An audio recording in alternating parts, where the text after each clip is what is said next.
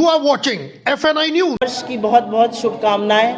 10-15 दिन तो नववर्ष की शुभकामनाएं दी जा सकती हैं। आप सबको नववर्ष मंगलमय हो और आशा करती हूँ कि ये वर्ष आपके जीवन में हर्षोल्लास स्वचेतना का वर्ष हो। ये एक विशेष प्रेस वार्ता है जो हम लोग 12 शहरों में 12 वरिष्ठ प्रवक्ता आज कर रहे हैं। अगर पीछे थोड़ी सी शांति हो जाएगी तो मजा आएगा।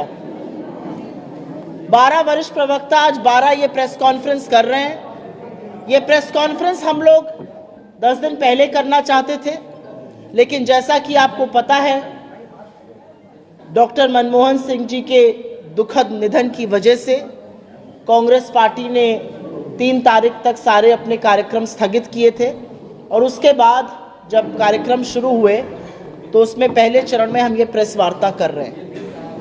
ये प्रेस वार्ता एक अहम मुद्दे पर है और आपके सामने मैं मुखरित हूं। पहले अपना ओपनिंग वक्तव्य दूंगी, उसके बाद आपके सवालों का स्वागत है। आज से कुछ ही दिन के अंदर, आज 9 तारीख हो गई है, करीब 21-22 दिन के अंदर इस देश में मोदी सरकार यूनियन बजट पेश करेगी और वो यूनियन बजट इस देश का भविष्य तय करेगा। अभी आपने देखा ही 48 घंटे पहले ग्रोथ रेट आई है 6.4%। तो वो जो यूनियन बजट होगा वो इस देश के अर्थव्यवस्था की, इस देश के रोजगार की दिशा और दशा दोनों तय करेगा। वो तय करेगा कि क्या इस देश में निवेश और उपभोग होगा। वो तय करेगा कि क्या महंगाई की मार से जो लोग जूझ रहे हैं उनको कुछ राहत मिलेगी। और सबसे बड़ी चीज वो तय करेगा कि आपके जैसे और हम जैसे तमामों करोड़ों लोग जो टैक्स की मार और टैक्स के बोझ के नीचे उसके तले दबते जा रहे हैं, क्या उनको कोई राहत मिलेगी। और किसी भी आकलन से पहले टैक्स पर आज बात करनी जरूरी है, क्योंकि आजाद भारत में पहली बार सूट बूट की नरेंद्र मोदी सरकार ने इनकम टैक्स को कॉर्पोरेट टैक्स से ज्यादा कर दिया है। मतलब जो धन्ना सेठ, जो बड़े बड़े पूंजीपति हैं, वो आपसे, हमसे, इस देश के गरीब वर्ग से कम टैक्स दे रहे हैं। गला आपका रेता जा रहा है टैक्स पर, आपके बच्चों की पढ़ाई, आपकी दवाई पर उसका असर पड़ रहा है। लेकिन टैक्स की चर्चा हो तो शुरुआत तो गब्बर सिंह टैक्स से ही करनी पड़ेगी। छुट्टियों का माहौल था, आप लोग भी गए होंगे सिनेमा देखने। हो सकता है 2 बच्चों के साथ गए हो। लड़के ने कहा हो मैं नमक वाला पॉपकॉर्न खाऊंगा, बच्ची ने कहा हो कि मैं तो सॉल्ट कैरेमल खाऊंगी। हो सकता है धर्मपत्नी ने कह दिया हो मैं तो मिक्स खाऊंगी। अब वही अड़चन आ गई, जीएसटी कौन सा लगेगा, 5 लगेगा, 12 लगेगा, 18 लगेगा। ये गुत्थी सुलझाने में पूरा देश उलझा हुआ है। और इसीलिए गब्बर सिंह टैक्स की बात करनी है, क्योंकि जीएसटी एक इनडायरेक्ट टैक्स है। आपकी पॉकेट में 5,000 रुपए है, आपकी पॉकेट में 500 रुपए है, आपकी पॉकेट में 50 लाख रुपए है, सरकार को कोई फर्क नहीं पड़ता। अगर आप आज की तारीख में कोई सामान खरीदते हैं तो गरीब हो या अमीर, उसको एक बराबर जीएसटी का टैक्स देना है। और इसीलिए इनडायरेक्ट टैक्स को डीमेरिट टैक्स कहा गया है। ये उपभोग पर टैक्स होता है, ये कंजम्पशन टैक्स होता है। आप जो भी खरीदिएगा, आपने जूता खरीदा, आपने शर्ट खरीदी, आपने आटा खरीदा, दही खरीदी, उस पर एक बराबर टैक्स देना है। इस देश का सबसे अमीर आदमी मुंबई के नरीमन पॉइंट पर भी वही टैक्स दे रहा है जो हजरतगंज का रिक्शे वाला दे रहा है। एक माचिस की डब्बी पर, एक बाल्टी के मग पर, एक कॉटन की शर्ट पर, एक हवाई चप्पल पर। यह असलियत है जीएसटी की। और जीएसटी को जिस तरह से बढ़ाया जा रहा है, रोजमर्रा की आवश्यक वस्तुओं पर जिस तरह से जीएसटी का प्रहार किया जा रहा है, उससे पूरी तरह से रायता फैलाकर रखा है सरकार ने पूरे देश में। आटे पर जीएसटी है, दही पर जीएसटी है, दवाई पर जीएसटी है, पढ़ाई पर जीएसटी है, अब पॉपकॉर्न पर जीएसटी है, पुरानी कार बेचने पर जीएसटी है। ऐसी कौन सी चीज है जिस पर सरकार जीएसटी जमकर नहीं वसूल रही है? शायद अभी तक सांस लेने पर टैक्स नहीं लगाया गया, बाकी हर जगह हर व्यक्ति टैक्स दे रहा है। हर महीने मोदी सरकार बढ़ चढ़कर सीना ठोककर बताती है हमने इस महीने इतना जीएसटी कलेक्ट किया। यह उपलब्धि नहीं है आपकी, यह आपकी विफलता है, क्योंकि इतना जीएसटी कलेक्ट करने का मतलब है आपने गरीब आदमी को और रेता, उसका गला और दबाया, उसका गला और घोटा और उससे पैसा और टैक्स और वसूला, क्योंकि 64% जीएसटी का कलेक्शन इस देश की निचली 50% आबादी से आ रहा है। जो निचली 50% आबादी है, आर्थिक स्तर पर अगर इस देश को दो भागों में डिवाइड कर दीजिए, जो बॉटम 50% है वो 64% जीएसटी का अदा कर रहा है। तो टैक्स की जो भरमार है, टैक्स का जो बोझ है, टैक्स का जो भार है, वो गरीब आदमी पर, मध्यम वर्ग पर, निम्न मध्यम वर्ग पर, आपके जैसे सैलरीड क्लास पर, छोटे लघु मध्यम उद्योगों पर सबसे ज्यादा है। जो शीर्ष 10% है, जो सबसे धन्ना सेठ है इस देश के 10%, वो 3% कलेक्शन दे रहे हैं। हम आप और सब लोग मिलकर 64% कलेक्शन दे रहे हैं। गरीब आदमी पर उसकी मार और भी ज्यादा है। और इसी का नतीजा है कि आज मध्यम वर्ग और गरीब व्यक्ति अपनी रोजमर्रा की जरूरत की चीजों पर कटौती कर रहा है खर्च में। और मैं कोई भी चीजें बिना आंकड़े के व्हाट्सएप का फर्रा पढ़ के नहीं बोलती हूं, वो दूसरे दफ्तर में होता है। आंकड़ों के साथ आपको बता रही हूं कि आज की तारीख में आम मध्यम वर्ग के लोग खाने पर, बच्चों की शिक्षा पर कम खर्चा कर पा रहे हैं, क्योंकि इतना जीएसटी, इतना टैक्स का बोझ है। और ये और भी भयावह हो रहा है क्योंकि बेरोजगारी है, महंगाई है, आय कम है, और उसके बाद इतना बड़ा टैक्स का बोझ। आप लोग शांति रखिए प्लीज, पीछे 2 बार मैंने दरख्वास्त करी है। आज की तारीख में मध्यम वर्ग और निम्न मध्यम वर्ग अपने बच्चों को कॉलेज से डिग्री पूरी नहीं करा पा रहा है। 50,000 लोगों ने सेंट्रल यूनिवर्सिटी से बिना डिग्री पूरी किए एडमिशन कैंसिल हुआ है। 37 लाख इस देश के बच्चे सेकेंडरी स्कूल में एडमिशन लिखा नहीं पाए हैं, क्योंकि उनके माता पिता के पास इतना पैसा नहीं है कि उनको आगे पढ़ाया जाए। बुजुर्गों से पूछिए आप, हेल्थ इंश्योरेंस कराने जाते हैं, 18% जीएसटी देना है हेल्थ इंश्योरेंस पे। लाइफ इंश्योरेंस और हेल्थ इंश्योरेंस पर आप 18% जीएसटी ले रहे हैं। अभी 2 दिन पहले मैं एफएमसीजी की रिपोर्ट देख रही थी, यही कंपनियां जो साबुन, तेल, शैम्पू वगैरह बनाती हैं। इन्होंने कहा अब बड़े पैकेट का सामान बिक ही नहीं रहा है। जैसे मूंग दाल की दाल मोट पहले इतनी बड़ी आती थी, फिर इतनी हुई, अब इतनी बड़ी बिकने लगी है, 5-5 रुपए की। पार्ले जी पहले इतना बड़ा था, फिर इतना हुआ, अब 2-2, 3-3 बिस्कुट बिकते हैं। वही हाल एफएमसीजी का भी हो गया, छोटे छोटे पैकेट बिक रहे हैं। और यह सहूलियत नहीं है, क्योंकि लोगों के पास बड़ा पैकेट खरीदने का पैसा नहीं है, उनका सामर्थ्य नहीं है। और इसका नतीजा आपको उपभोग पर दिख रहा है, कंजम्पशन पर दिख रहा है। मैंने कहा ना, लोग रोजमर्रा की जो चीजें हैं उस पर कम खर्चा कर रहे हैं। यही नहीं, लोग अपनी बचत से पैसा निकाल के खर्चा करने को मजबूर हैं। हिंदुस्तान का सेविंग रेट 50 साल में सबसे कम लेवल पर है। आज की तारीख में करीब 9.5 लाख करोड़ रुपए सेविंग के उड़ गए पिछले 5 सालों में। लोग मजबूर हैं अपने ईपीएफ, अपने बैंक अकाउंट की सेविंग से निकालकर खर्चा करने के लिए। यही नहीं, 2024 के चुनाव में महामानव ने कहा था मंगलसूत्र छीन लेंगे। यह क्या पता था, अपनी ही बात कर रहे हैं, क्योंकि गोल्ड लोन लेने वालों की संख्या में 50% की वृद्धि पिछले 9 महीने में हुई है, और लोन लेकर ना चुकाने वालों की संख्या 30% से ज्यादा बढ़ी है। यह असलियत है आज इस देश की। असलियत यह है कि उपभोग कम हो रहा है, बेरोजगारी से लोग जूझ रहे हैं, टैक्स और महंगाई की मार है, और उसके चलते अपनी भविष्य की निधि से लोग पैसा खर्च करने को मजबूर है। अपना गहना जेवर गिरवी रखकर आज जीवन यापन किया जा रहा है। लेकिन ये जो जीएसटी की गुत्थी है उसको सुलझाने से पहले एक यहां पर तथ्य रखना जरूरी है।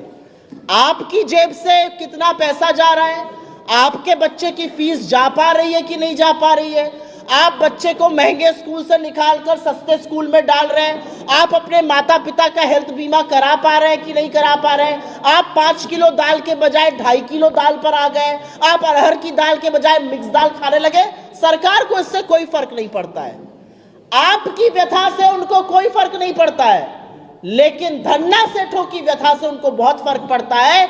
और इसलिए कॉर्पोरेट टैक्स काटकर इस सरकार ने एक बार में 4.5 लाख करोड़ रुपए का फायदा इस देश के पूंजीपतियों को कराया था। आप 30% इनकम टैक्स दे रहे हैं, 22% कॉर्पोरेट टैक्स है। लेकिन जीएसटी की गुत्थी के बारे में जो मैंने बात करी थी, मुझे लगता है ये वो भूल-भुलैया है, ये वो पहेली है जो हमारे जैसे मानवों से सुलझेगी नहीं, ये मानव जाति से सुलझने वाली नहीं है। पॉपकॉर्न पर जैसा मैंने बोला था 5%, 12%, 18%, ये गुड एंड सिंपल टैक्स है। जितना सिंपल रहेगा उतना इजी रहेगा। कांग्रेस पार्टी पैरोकार है कि एक नहीं तो ज्यादा से ज्यादा 2 लेवल ऑफ टैक्स होना चाहिए। इस सरकार में आपको पता है कितनी जीएसटी की दरें हैं? कोई बताएगा मुझे यहां पे? 9, एक नहीं 2 नहीं 9 जीएसटी की दरें हैं। 0%, 0.25%, 1.5%, 3%, 7.5%, 12%, 18%, 28%, और इनमें अगर आप सेस और सरचार्ज को शामिल कर लीजिए तो 50 और आ जाएंगी। लेयर पे लेयर जीएसटी की है और इसको ये कहते हैं गुड एंड सिंपल टैक्स। इसका एक बहुत बड़ा नुकसान लोगों को तो हो ही रहा है, छोटे लघु मध्यम उद्योगों को भी हो रहा है। लेकिन ऐसा नहीं है कि आप जीएसटी दे रहे हैं और कोई मजा नहीं मार रहा है। कुछ लोग हैं जो इसमें भी फायदा उठा रहे हैं, उन पर भी सरकार की विशेष कृपा है। जीएसटी इंटेलिजेंस महानिदेशालय डीजीजीआई के अकॉर्डिंग 2023-24 में 2 लाख करोड़ की जीएसटी चोरी हुई। इनपुट टैक्स क्रेडिट के माध्यम से 35,000 करोड़ की चोरी हुई। 25,000 करोड़ की जीएसटी से जुड़ी चोरी 18,000 फर्जी संस्थाओं के थ्रू हुई। आपका गला दबाकर टैक्स वसूला जाएगा। आप जब जाएंगे बिग बाजार या कोई और बाजार तो वो लिखेगा 5%, 12%, 18% जीएसटी। लेकिन लोग हैं जो मिलकर अफसरों के साथ इस पर भी लूट मचा रहे हैं। अंत में मैं सिर्फ इतना कहना चाहती हूं कि 48 घंटे पहले जो सरकार का ग्रोथ नंबर आया वो 6.4% आया है। 7-8% भूल जाइए, डबल डिजिट मोदी जी बात करते थे, भूल जाइए। 6.4% 4 साल में सबसे कम, कोरोना महामारी के बाद का सबसे कम फिगर है। ये नंबर नहीं है, ये कितनी नौकरियां बनेंगी, कितना निवेश होगा, कितना उपभोग होगा, कैसे कैसे राहत मिलेगी, ये उसका सूचक है। और राहत मिलने वाली दिख नहीं रही है।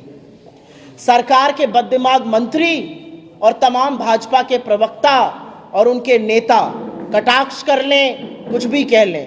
मनमोहन सिंह जी के शासनकाल में जीडीपी ग्रोथ रेट 10 वर्ष में औसतन 7.5% रही, उस वेबसाइट को ही बंद कर दिया जाता है। अपनी 6.5% है छुपाने के लिए, उससे फर्क नहीं पड़ता है। फर्क यह पड़ता है कि आप इस देश की जनता के लिए क्या कर रहे हैं। आप $5 ट्रिलियन इकोनॉमी का झुंझुना बजाकर गरीब आदमी का, मध्यम वर्ग का और निम्न मध्यम वर्ग का पेट नहीं भर पाइएगा। वो ढोलना आप बजा रहे थे 2022 के लिए, 2025 आ गया। और $5 ट्रिलियन इकोनॉमी बनने के लिए आपको 10% से ग्रो करना है, आप 7% ग्रो नहीं कर पा रहे, 6.5 नहीं कर पा रहे। आपको इन सब चीजों से कुछ अंधभक्तों की, कुछ चरण चुंबकों की खूब तालियां मिल सकती है, लेकिन यह समाधान नहीं है। समाधान कैसे होगा? जब सरकार समस्या समझेगी, समस्या को स्वीकारेगी, जो नहीं हो रहा है। अंत में इस मंच से हमारी मांग है कि भीषण बेरोजगारी, भयावह महंगाई, कम आय से जूझ रहे इस देश को टैक्स की राहत ये बजट दे। जीएसटी की दरें कम की जाएं, जरूरी रोजमर्रा की जिंदगी के सामान से जीएसटी को हटाया जाए, आवश्यक वस्तु, एसेंशियल आइटम्स और हेल्थ बीमा जैसी चीजों को जीएसटी से मुक्त किया जाए। और अंत में मेरा एक बहुत बड़ा सुझाव है, आपने हमारी स्कीमों के नाम चुरा के अपनी स्कीम बना ली, खूब मार्केटिंग करी, अच्छी बात है, हम भी आपसे सीख रहे हैं। हमारी एक और स्कीम है, हमारा घोषणा पत्र पढ़िएगा 2024 का न्याय पत्र, उसमें जीएसटी 2.0 का जिक्र है, जो जीएसटी के परिवेश को सरल भी करेगा और एक ताजा नए रूप से प्रस्तुत भी करेगा। उसको उठा लीजिए, अपने ही लिए, अपने ही श्रेय ले लीजिए, लेकिन इस देश के लोगों को टैक्स की कहर से कुछ राहत दीजिए। ये हमारी मांगे हैं। आपके सवालों का स्वागत है। अगर सवाल पहले जीएसटी और टैक्स और आर्थिक जगत से आएंगे तो मैं बहुत अनुग्रहित रहूंगा। ये दोस्त कोई सवाल? एक मिनट, क्या चीज? कौन सा? जो चोरी का डेटा है। 2023-24 वित्तीय वर्ष की बात है, 2 लाख करोड़ रुपए की जीएसटी चोरी हुई है। ये इसके पहले वाले वर्ष से डबल है। पहले वाले वर्ष में 1 लाख करोड़ की हुई थी, 2023-24 में 2 लाख करोड़ की हुई है। इनपुट टैक्स क्रेडिट में धोखाधड़ी आम बात है, 35,000 करोड़ की चोरी हुई है। 25,000 करोड़ रुपए की जीएसटी चोरी जो हुई है वो 18,000 फर्जी संस्थाओं का खुलासा है, उसके थ्रू हुई है। और कोई सवाल? पहले मैं इस पर आंसर दूंगी, फिर दिल्ली विधानसभा पे आऊंगी, करूंगी मैं दिल्ली विधानसभा भी आंसर करूंगी। मैडम ये बताइए, जीएसटी हो या कोई भी टैक्स हो, कांग्रेस पार्टी के पास इससे लड़ने की स्ट्रेटजी है क्या? एक आप उस स्ट्रैटेजी का हिस्सा है, एक जो हम कर रहे हैं उस स्ट्रैटेजी का हिस्सा है। मेरा मानना है, मैं आशा ही कर सकती हूं कि 12 जगह जहां पर हमारे कुछ चर्चित चेहरे प्रेस कॉन्फ्रेंस कर रहे हैं, वहां के अखबारों में, वहां के टीवी चैनल्स पर इस पर बहस होगी, लोगों के सामने थोड़ा सच आएगा, लोग समझेंगे कि देश में क्या हो रहा है, लोग समझेंगे कि क्यों मेरे घर का बजट बिगड़ा वैसे पूरे देश का बजट बिगड़ा हुआ है। तो मुझे लगता है स्ट्रैटेजी का एक हिस्सा ये है। स्ट्रैटेजी का दूसरा हिस्सा है कि हम जीएसटी काउंसिल में इस बात को उठाएंगे, हमने पहले भी उठाया है, लेकिन हमारे सामने ऐसी सरकार है जिसकी वित्त मंत्री से बोलिए लहसुन प्याज महंगा हो गया, वो कहती है मैं लहसुन प्याज खाती नहीं। तो सरकार की संवेदनहीनता को दिखाना विपक्ष का काम है, वो हम कर रहे हैं। आवाज उठाना हमारा काम है, वो हम कर रहे हैं। लेकिन ये डिसीजन, ये निर्णय कार्यपालिका एग्जीक्यूटिव को लेना पड़ेगा, जो सरकार में है उनको लेना पड़ेगा। हमने जबरदस्त मांग उठाई, हेल्थ बीमा से 18% जीएसटी हटाई है, सरकार ऑलमोस्ट मान गई, हमें लगा हो जाएगा, हम तो स्वागत करने के लिए तैयार थे। बजाय हेल्थ बीमा से जीएसटी हटे, पॉपकॉर्न पर नया जीएसटी लग गया, पुरानी गाड़ी पर नया जीएसटी लग गया। तो मेरा अपना मानना है कि सरकार आम आदमी का गला जरूर मरोड़ रही है, पूंजीपतियों को फायदा पहुंचा रही है। स्ट्रैटेजी का एक हिस्सा ये कि इस पर चर्चा तो शुरू हो। और कोई सवाल दोस्तों? शहरी लोगों को समझाया जा सकता है, जो लोग एजुकेटेड है, पढ़े लिखे हैं, ग्रामीण अंचल के लोग हैं, वो तक ये आप कैसे पहुंचाएंगे? मैं आपकी बात से असहमत हूं और बड़े सर्वसम्मति से और बड़े सम्मान से असहमत हूं। अगर आपके घर में बच्चे की पढ़ाई पर, दवाई पर, खाने पर कम खर्च हो रहा है, तो आप शहर में रहिए या गांव में रहिए, आपको वो बात चुभ रही है और ये किसी को समझाने की जरूरत नहीं है। एक माइक ले लीजिए और मत बताइए आप कहां से हैं और चले जाइए गांव में, और जितने अच्छे से ग्रामीण अंचल के लोग ये बात समझा सकते हैं, वो शहर के बहुत भक्त नहीं समझा पाएंगे। ये मैं आपको दावे के साथ कह सकती हूँ, ग्रामीण परिवेश से आती हूँ इसलिए और अच्छा कह सकती हूँ। जो गांव का आदमी है वो आपको 4 बातें और बताता है। यूरिया की बोरी 50 की थी, पैसे वो 45 की हुई, कैसे उसका दाम बढ़ा, कैसे उसका दाम घटा। मैं आपको एक वाकया सुना देती हूँ। आज से 1 साल पहले की बात है, मैं महाराजगंज में थी और एक बिल्कुल ग्रामीण परिवेश का व्यक्ति मुझसे मिलने आया था। सवेरे सवेरे की बात है, ऐसे ही जनवरी फरवरी का महीना था, और हमने उनको चाय और बिस्किट जो आता है उसको दिया जाता है वो दिया। उसने पार्ले जी का बिस्किट खाकर वो बात कही जो आज तक शहर में किसी पढ़े लिखे तथाकथित व्यक्ति ने नहीं कही थी। उसने कहा इहो उड़ा गई ले, ये भी लेके डूब गए। बड़ा पैकेट आता था, छोटा पैकेट हो गया। ये गांव का व्यक्ति खूब समझ रहा है, तो गांव के व्यक्ति को बिल्कुल मूर्ख मत समझिए, खूब समझते हैं लोग। मुझे ऐसा लगता है जिस दिन मुद्दों पर बात होने लगेगी, जिस दिन आप जैसे मूर्धन्य पत्रकार टीवी पर बैठकर ताल ठोक कर एक बार ऐसे ऐसे करके सरकार से बोलेंगे महंगाई की मार कब खत्म होगी, घुटने पर ले आएंगे आप सरकार। 2014 के पहले आप लोग ये करते थे, 2014 के बाद से थोड़ा कम कर दिया ये कर। और जी केजरीवाल ने प्रेस कॉन्फ्रेंस करके कहा है कि संजीव दीक्षित जो आपके प्रत्याशी है वो मोहरे है भारतीय जनता पार्टी के लिए काम कर रहे हैं। चुनाव में बहुत सारी बातें कही जाती हैं।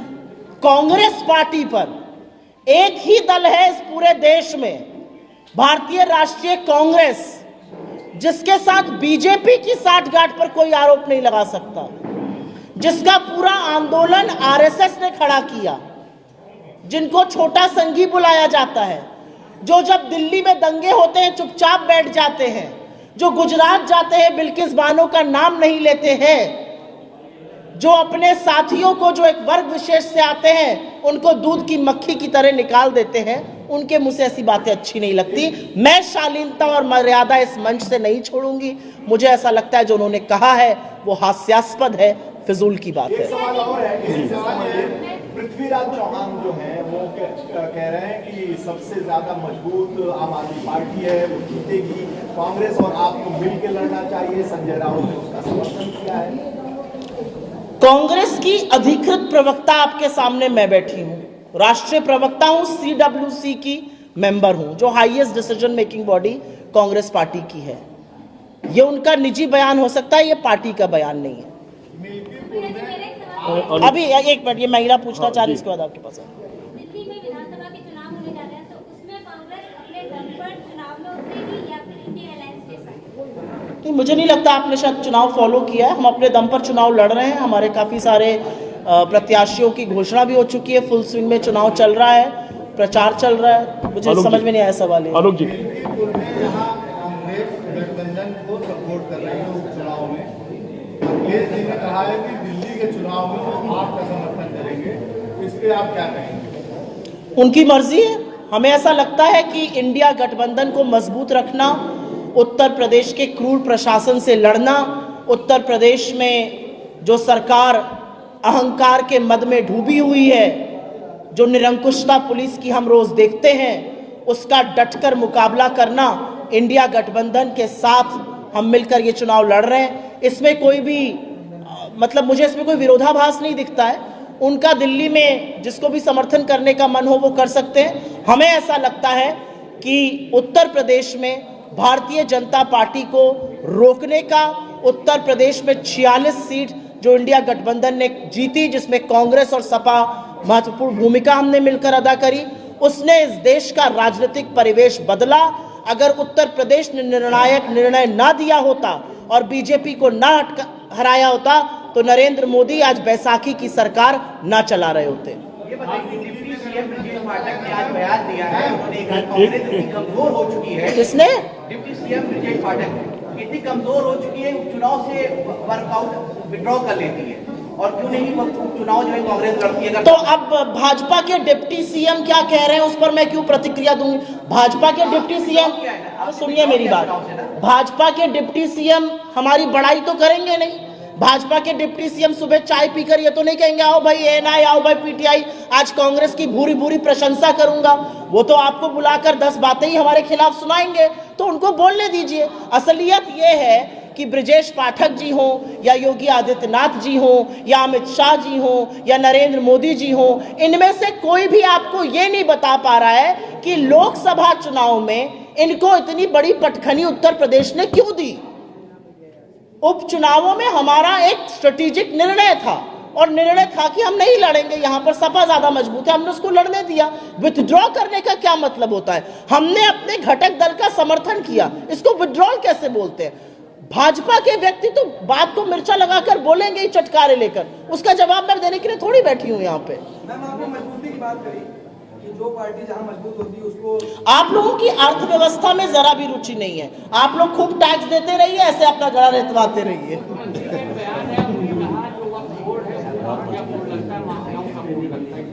मुख्यमंत्री ने पहली बार ऐसा नफरती बयान दिया है। हाँ पूछिए, आप पूछ रहे थे। मैं कह रहा था, आप बात करी थी मजबूती, जो आप बात कह रहे हैं कि जो अलायंस उत्तर प्रदेश में मिल्कीपुर सीट पर चुनाव नहीं लड़ रहा है, समर्थन कर रहे हैं आप समाजवादी पार्टी को, और वहीं अखिलेश कह रहे हैं कि दिल्ली में जब चुनाव होगा तो आम आदमी इसका जवाब मैंने दे दिया, एग्जैक्टली सेम सवाल था। कुछ और लाओ। आइडियली जो मैसेज कर रहे हो कोई भी पार्टी हो वो आइडियल पर चलती है, और ऐसे में जब ये मैसेज आ रहा है आप बताओ।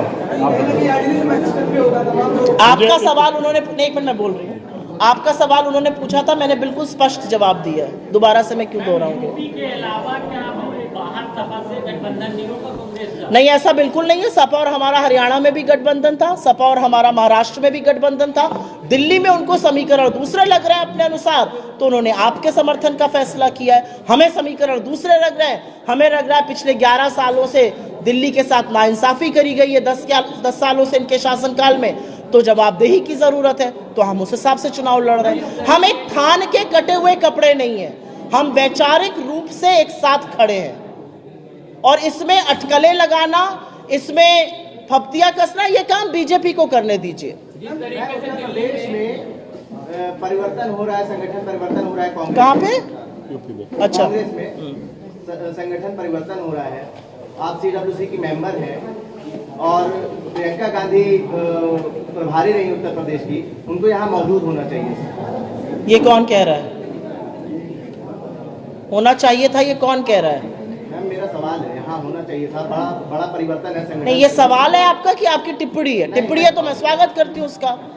सवाल है तो बेतुका सवाल है, क्योंकि उत्तर प्रदेश के एक राष्ट्रीय महासचिव प्रभारी हैं अविनाश पांडे जी, वो 7 दिन तक यहाँ बैठे हुए हैं, वो सिलेक्शन कर रहे हैं। मैं भी उस जूरी की मेंबर थी, 2 दिन मैं भी यहाँ पर रही, फिर मुझे दिल्ली की वजह से वापस जाना था, तो ये मुझे बेतुका लगा थोड़ा सवाल, इसलिए मैंने पूछा। और कोई सवाल भाई? ठीक, बहुत बहुत धन्यवाद आपको। अब आपके ध्यान दे सकता है कुछ कंपनियां बढ़ती चली जा रही है, सचिव सरकार ये देख रही है, अब आपके ध्यान ऐसी कंपनियां बढ़ रही है, इसके लिए क्या करना है? बहुत बहुत धन्यवाद दोस्तों।